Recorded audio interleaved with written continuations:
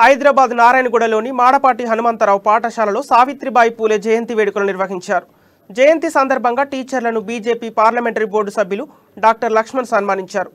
తెలంగాణలో కనీసం టీచర్ల నియామకం లేక పిల్లలు చదువుకు దూరం అవుతున్నారని లక్ష్మణ్ వెల్లడించారు. మహిళలు ఆర్థికంగా నిలబడాలంటే విద్య చాలా ముఖ్యమని, అమ్మాయిలు హక్కుల కోసం పోరాటం చేయాలని లక్ష్మణ్ సూచించారు. ఒక మహిళను రక్షణ శాఖ మంత్రిని చేసిన ఘనత మోడీదేనని ఎంపీ లక్ష్మణ్ సూచించారు.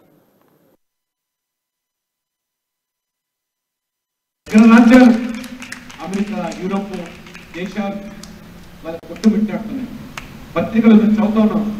కరోనా తర్వాత లేదా ఇవాళ ఉక్రెయిన్ రష్యా యుద్ధం తర్వాత వాళ్ళ ఆర్థిక స్థితి అంతా కూడా మొత్తం కథ వికలమైపోయి తిండి కోసం, ఆహారం కోసం వీధుల్లో వచ్చి ఏ రకంగా తన్నుకుంటున్నారో, చనిపోతున్నారో చూస్తాం. కానీ భారతదేశంలో ఆ పరిస్థితి లేకపోవడానికి ప్రధానమైన కారణం ఒక విద్యావేత్త, బ్రహ్మాండమైనటువంటి ఆర్థికవేత్త గారు మోదీ గారు.